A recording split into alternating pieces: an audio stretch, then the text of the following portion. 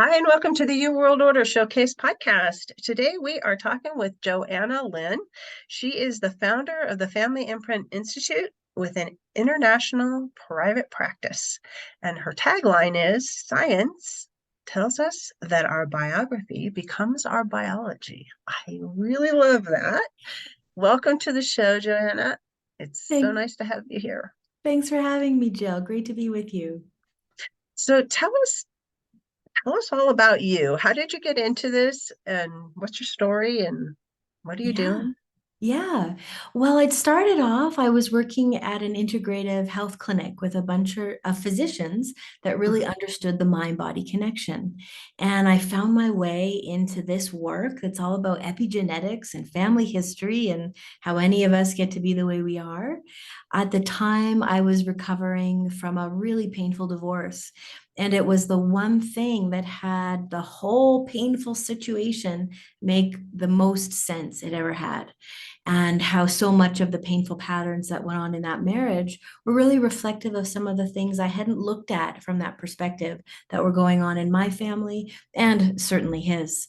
The big joke in this work is that systems marry systems, and then it finds a way to play itself out in the long term relationship. So at the time, that was a big reveal to me. And it was so instrumental in helping me to move past that heartbreak and really rebuild my life from a place of intentional choice.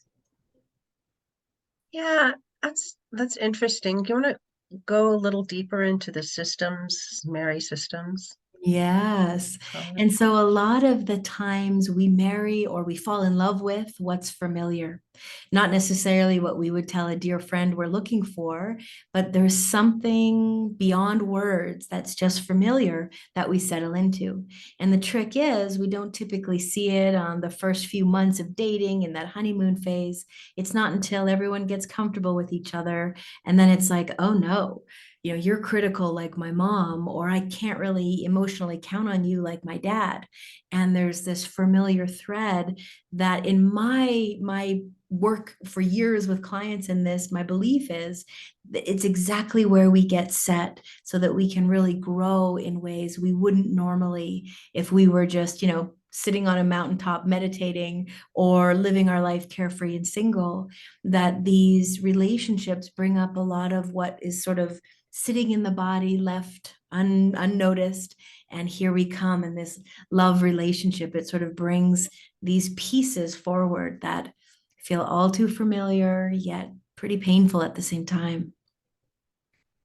Really interesting because all of these traumatic events that we go through in life generally cycle around people that we love Yeah. or that should love us. Mm. Isn't it? Well, and they do. If I've found, and I've been in this work a little over 16 years, and so I like to hold the space that it is love. And yet, oftentimes, when love hurts or when it feels really distorted, we've got a reason that it got distorted. You know, that old saying, hurt people end up hurting people. Hmm? This work is a lot about looking behind dad's, say, alcoholism to why did he have to numb? Or behind mom being super quick to anger. Like, what is that switch that just has anger stand in front of everything as maybe a way of not feeling because she can no longer be vulnerable because of some of the things that happened to her? And so this work is really about getting clarity about the whole system. And it can help us to understand why sometimes love hurts in our most tender, close relationships in our family. Yeah, yeah, that's really kind of a powerful statement. Mm. And and like how do we recognize it and how do we fix that? Mhm. That what you do with people? Yeah, I think a lot of people come into my work with, the pressing problem. I'm losing connection with my teenager, or it looks like we're heading for divorce, ready or not. Whenever my mother-in-law comes into the room, I, seize right up in my chest. I lose my words. And they're surprised to find out how much of what's going on today actually really deeply interconnects with what I call the family imprint. That's why my institute is named the Family Imprint Institute. Like, Mhm. how did we get to be this way? How are we responding this way? And so the work that I do is really working from that imprint to show up with a little more clarity, healthier boundaries, the ability to say what you feel on the outside and match what you're feeling on the inside. And so, first step is to identify how similar what's going on today is a replica of that past pain. And then we work towards resolving it and showing up in these relationships differently. I'm sure many of your listeners would agree, probably mom's not going to change, or, probably this dynamic with my brother, that's how it's going to be. But we can change. How we interact with it can be different. And that changes the whole scenario. It really does. And nobody stays the same all the time. And That's right. where your mom might have been when you were a child is totally different than where she is as you're an adult, or uh, even relationships with your spouse. It Mhm. changes over time, and they develop different patterns of behavior based Mhm. on the way that you're interacting with them. That's right. I often will tell the couples that I'm working with, if the other couple isn't ready to work, that as long as we're shifting, as long as we're connecting the dots, as long as we're showing up differently, that changes the whole dynamic of the relationship. And that often is enough. It's a lot. Hmm. Almost all change that you want to happen in the world happens with yourself first. Couldn't agree And more. just reframing the way you think about things, and Mhm. it's just, it even starts with how you think about things, what things run through your head on a regular basis. And when you first start the practice of catching your thoughts, uh, and just looking at them rather than Mhm. letting them play the loop, that are often destructive loops. They Mhm. don't serve anybody's better or higher good. You're just like ruminating on something, and and doing that, you're causing chemical reactions in your body that's destroying your body too. That's it. That is such a good point to bring up. We get stuck in a rut, as you're saying, but then all those stress chemicals that fire off that go along with it, oh, can really deepen the groove of some of that misery or hopelessness or whatever that stuckness might look like given the circumstance. Mhm. Yeah, and it prevents us from having the flexibility and imagination to find solutions to the situation that you're in. If you just get like stuck in that rut, and it's like you can't see out above on the horizon to what the possibilities are, or what the situation is trying to teach you. That's it. We're sort of stuck in the language of the problem. And Mhm. that's what I've come to really appreciate about this work. We don't really make space for the story, the telling of the problem, because it just becomes so well known by the body. And exactly what you've said, we sort of almost wall off to the solutions because all we can see is down the channel of the problem. We sort of want to take those blinders off and begin to get creative about what's possible. And maybe the main point is, how could you look at this differently? When you include the whole context, what might change in maybe just a tiny way you've been holding on to the situation or circumstance? Yeah, and it's really easy to just fall into the patterns of protection that you develop as a child. And our Mhm. first relationships are with our parents and our Mhm. siblings, Mhm. and wounds happen because it's people messing with other people. And Yeah. a, a lot of this, I want to call it technology, for lack of a better word on my part, is fairly new. The idea of epigenetics hasn't been around for that long, and I maybe 20 years Yeah, exactly. isn't really that long in the scheme of things. No.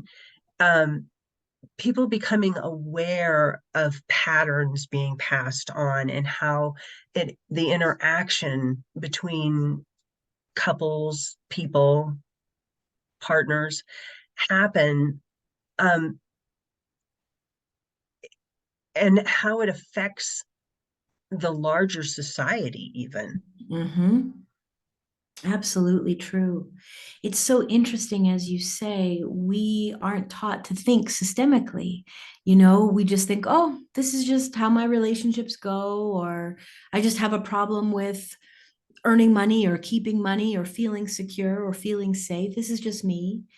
And one of the books I recommend most often is a book that's titled It Didn't Start With You, that speaks all about some of the cool science and latest research of epigenetics, but also some really interesting cases about the challenges that arise and how we look at it through this lens of epigenetics to make it so much more understandable so that we can finally release it and move forward from there. And so, yeah, we are getting beyond where we've been stuck in certain relationships, or even the consideration, oh, that fear that I've held, maybe it's not even mine. And tracking back, where did it come from? So we can set it down, let it go. Yeah, that's that's so powerful. And people don't, I don't think, realize how much just changing you can affect the whole world. Oh, the ripple effect is incredible. And just taking the time to research it. So how do you work with people? Do they Yeah. How would they come to you? Yeah, so I work with people in two ways, in one-on-one or in a group setting, Mhm. both online and in person. And what's really interesting and what makes it different is we start off by creating a three-generation genealogy. So I'm really asking specific questions to understand, where did love stop flowing? Or what is an estrangement that might have happened between mom and her sister? Or did grandpa die really young, causing mom to grow up without a father figure at a young age? We're looking for the whole flow of love inside of the family, circumstances, losses, even traumas, things that are unresolved that would then play out in the client's generation or even for the client's children. So I guess if you really think of it, we're often including the client's children.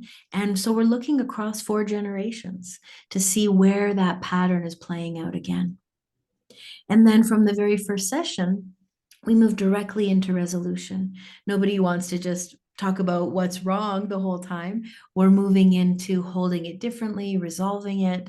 And so much of the time, just connecting. Oh, I've been really influenced and carrying what's not mine all these years. I kind of never looked at it this way.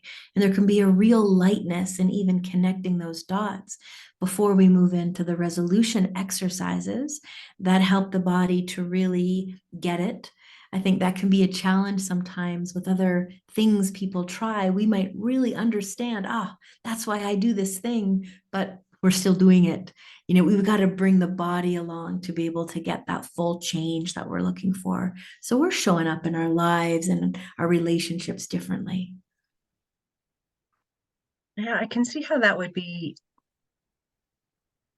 impactful, not only for you, but it changes the potential for your children Mm, if big you'll time. if you'll take that. And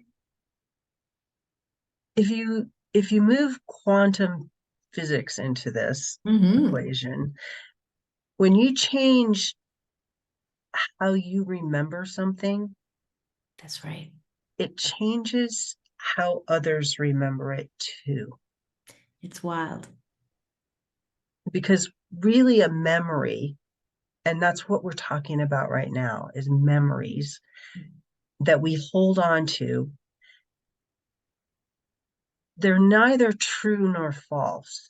Mm, They're just the way that we perceive them, that's and we right. hold on to them. And and it's unique to us, even though we were not the only one in the experience Hmm. because the perspective is unique to us. That's right. And it might, and in most cases, isn't actually even accurate Hmm. because a 3-year-old remembers something, or a 6-year-old, let's go with 6 or 7, because that's really when Hmm. your memories are a Very, little very more true. Yeah. able to be formed. But from that perspective, when something happened, and from your parents' perspective, say your mom or your dad, Hmm. their perspective about that incident, if they even remember it at all, and in most cases they don't, Hmm. because they had other things that were more important that captured their attention. But Hmm. if you can change that for yourself, Hmm. it changes how they remember it too. It's Yeah, it's so interesting. A really pleasant surprise after doing this work. I do this work for good reason. I had lots of challenge in my own family, and mhm, how many beautiful, good memories of simple things like a birthday cake my mom made for me when she was, a couple days away from delivering my little brother. We're mhm, 8 years apart. So, but our birthdays are a couple days apart. So she's decorating a cake, super pregnant. And I just completely forgotten about that in my hurt, in my defensiveness, in my shutdown. And so mhm, this piece of changing that relationship to be more tender and to be more open to that love opened up this floodgates of just simple little kid memories, like you're saying. So it's absolutely true. As we shift the way we've held certain people, incredible things can open up. and it's empowering, and it Hmm. it allows you to appreciate things that happen. I'm sorry, No problem. fighting a cold, and then this Oh. this topic kind of does make me emotional. Hmm. um, how it empowers you to have and appreciate other other people in your life that you might have been harboring um, ill will towards, or anger, or you just don't want them to be part of your life because they're causing you so much pain, that they're not actually causing you the pain, you're causing yourself the pain. Isn't that the paradox? Yeah. Yeah. A response to how we wish they would be, the pain of being around someone we love that we think, why do you have to be so down and critical all the time? Or are you really having another drink? And yeah, that can be hard to be close to. And when I think we allow those we love to be who they are, to be on their own path, to have our really careful, resilient boundaries when we might place ourselves around them when it can push our buttons. We've got to treat some of these relationships with a little bit of intentional care so that we don't get hurt wrapped up Mhm. in it. Yeah, and sometimes it means, separating yourself from them, and sometimes it can be, you can have intentional encounters with them Mm-hmm. where you know that this is a situation, and again allowing them to be on their own journey, and Mm-hmm. and recognizing that sometimes things happen, and it's okay, and it doesn't really speak to who you are, it speaks to who they are, Yeah. and eventually they're gonna do whatever they're gonna do, and maybe that was the path that they chose for themselves on this journey, Mm-hmm. That's right. and you can choose to go along with it or not, but what you do with your own thoughts about the situation is about your journey. That's right. I had a friend say to me, have you ever had your mom irritate you and she wasn't even in the room? And I sort of laughed and said, like, are you talking like just replaying a memory or how it should have been this way or that way? And it's like, yeah, so how much are we sort of building the frustration or building that difficulty exactly as you're saying, as we're thinking about it, as we're playing it through. And if we can clean up our side of the fence, so to speak, if we can think about it like all the things that have happened in the past, we're carrying it around like this big, heavy backpack. And maybe our work is getting free of the backpack, letting go of how it should have been or how it could have gone, and really allowing ourselves to arrive how it is, Yeah. acknowledging it for what it is. Byron Kelly had written the book Loving What Is. Oh, that's right. That was her first. It's such a great read. It is a great read, and it's a great reminder that you know you have two choices. You can just love what was and Mhm. is, or you can be miserable and fight against it and wish it were something else. That's Well, right. you can remember it as something else.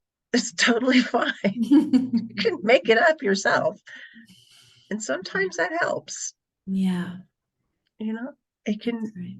you can create a memory and just hang on to it, and it doesn't even have to be true, but you can remember it as true, and Well, over it helps time it will me become true. Well, it helps me to stay in the truth that I will often say to clients, if we look at what happened to your mom or dad, so let's say the dad who was abusive, let's pick a really big one that's really hard to get over, that Mhm. there is no, forgiveness for, that this happened, there was a huge injury, emotional and otherwise. And so, how do we get over that? And sometimes putting an imagined image over that can feel not real, so it doesn't stick. And so, I like to be able to talk with them about, where did dad come from? Why was anger his first go-to? Why was there that distorted love around harming or controlling or any of those things? And we start to look at, this way of relating is all that was known. And so it spills over. And so this piece, if that never happened to dad, if dad could show up and throw ball with you and do the puzzle with you and be patient with you, to imagine, how would you be able to give that to yourself? That there's this growing part of you that trusts dad would have wanted to give that to you if he'd had it given to him. So that there's sort of that systems way of looking as that travels through the family system, that the change gets to be here with me. So any of those moments, sometimes I think for those of us who've been hurt by our family, self-care can be one of the hardest things to prioritize, because we end up doing to ourselves what the harm that happened to us. We're putting ourselves on the very last of our own list. And so those moments when we can be patient with ourselves, be kind in our own mind, um, set up those situations where, in a way, we're reparenting. Yeah, yeah. Mhm. And I think that's a large part of learning to love and accept yourself as you are, and Yes. being good with it, and not requiring other people's input to determine your value or worth, Oh, that's a which big I one. think is That's a big one. huge. Yeah. And it seems like difficult childhoods often end into that. Now we're looking for validation from maybe the boss or the spouse or the friendships. And we've really got to find a way to give that to ourselves so that it can come from the inside out. Yeah, it makes it really difficult for other people to have a relationship with you when you don't want to have a relationship with yourself. That's right. First things first, we've got to get clear with ourselves. You got it. Yeah, and being okay with, you know, everybody's unique, and not Mhm. everybody's everyone else's cup of tea, and That's that's right. okay. And it doesn't mean there's anything wrong with you if, Susie doesn't like your personality or your laugh Or or them. something. Yes, that's right. It's There's lots of us on this planet. Yeah, that's right. Yeah, We're going to get along with someone. that's I had right. an interesting conversation with someone one time. She was talking about meeting people, and she shifted the way that she entered a room. And the first Hmm, her normal pattern was to go into a room and hope that everyone liked her. okay. And then she lately had come into the idea that she was going to enter a room and wonder who she would like. Oh, what a shift. That was such an empowering shift of perspective. Yes. Whenever we're doing that hustling to belong kind of thing, Mhm. we know we're not really being who we truly are authentically. And so to come in with that as an undertone, wow, who am I going to click with? Who am I going to be drawn to? Who will I like? It takes the hustle right out of it because we come in with curiosity instead. Curiosity is such a powerful word. It's just one Mhm. of those states of being that opens up the potential Yes. instead of, you know, having a set agenda, Yeah. Or which, having a need that needs to be filled in any given case. Yeah. yeah, it just allows information to appear. And the right people, to find to click with because we're not in performance mode. We're just showing up as we are. Yeah, yeah, Mhm. very freeing. I know you have a book about self-regulation that you Yes. offer to people. You want to talk about that for a Yeah, I'd second? love to share that with your listeners. So I have a training for the coaches and therapists who want to learn these systemic tools. And I often will say to them, you think people are booking appointments with you to maybe solve their problem or to talk about an issue. But often people are coming to sit with you because you are regulated, because you've got that self regulation that they're looking to find their calm in the storm. And so, the importance as practitioners, as parents, well, as human beings, to find that center and a few suggestions and techniques for how to do that. That's awesome.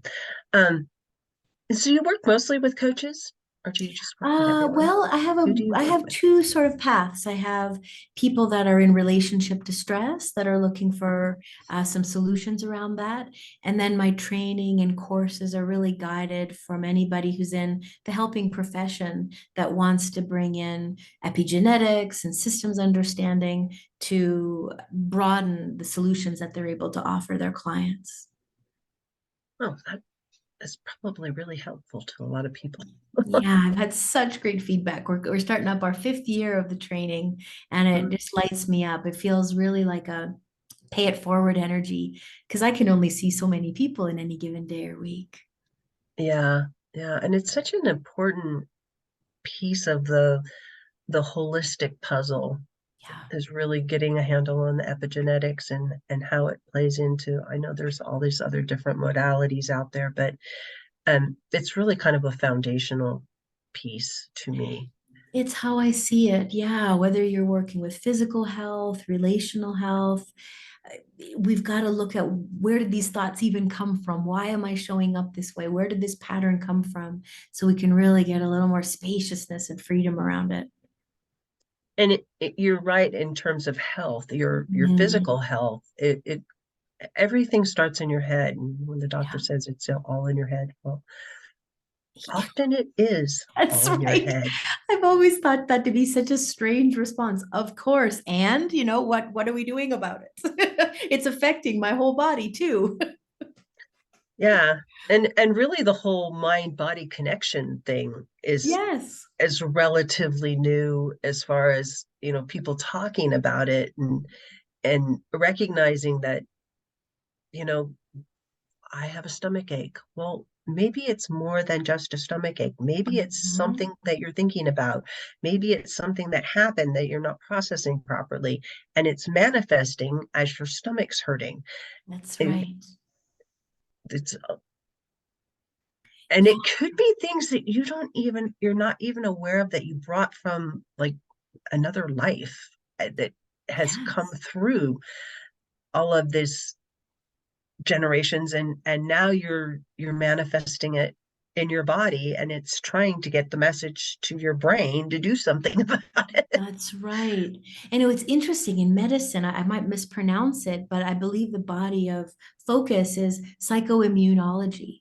So this Mhm. idea that how we're feeling impacts our immune system, and how can we study the effects of stress on immune system depression, and how we are connecting that stomach ache that crops up. What is it about? What were you thinking or feeling before that happened? What are you carrying that isn't yours?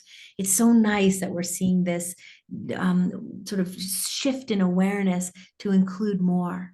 It's great, in fact. Yeah, it is really great. I'm excited to see where it's going because I Mhm. think the potential for real health in the world is increasing exponentially as people become more aware of the modalities that are available to them to actually heal the things that are causing chronic pain or chronic illness in their bodies. That's right. We got to get to the source. We got to understand that root cause. And non-invasive ways That's or right. non-chemical. You don't even Mhm. have to add stuff to what you're doing in Yes, your life. You just need to like work on some of these more base principles, and epigenetics being one of them. So Mhm. how do people get in touch with you if they want to work with you? Yeah, they can visit my website, which is www.joannalynn.ca. You can find me on Instagram under the Family Imprint Institute. And I've started writing weekly articles on LinkedIn under Joanna Lynn. So you can join that newsletter. And I write all about some of the most interesting research in epigenetics and some case studies and a little bit about relationships and what you can do, relationship tips and things of that nature. That sounds really interesting. I'll definitely have Yeah, to check that out myself. great, great. So, what's the one thing you want to leave the audience with today, Joanna? Well, I think the encouragement to get curious about their family of origin. So your listeners could even start to build their own three-generation genealogy. And instead of, Uncle Tim and Aunt Annie, that you really want to look at how did Uncle Tim's life go? Was he doing well? Did he divorce? Did he have mental illness? Was he happy? How did the relationships connect between mom, dad, grandma, grandpa? So that you have a more of an understanding of yourself and some of the challenges that you might have in your life. Very good. Very good. I Mhm. think that's very wise advice. Can be a fun exercise. Get you asking some different questions around the dinner table. Yeah. Yeah. I'm gonna definitely try that out myself. Great. Thank you so much for joining me today. Thanks for having me.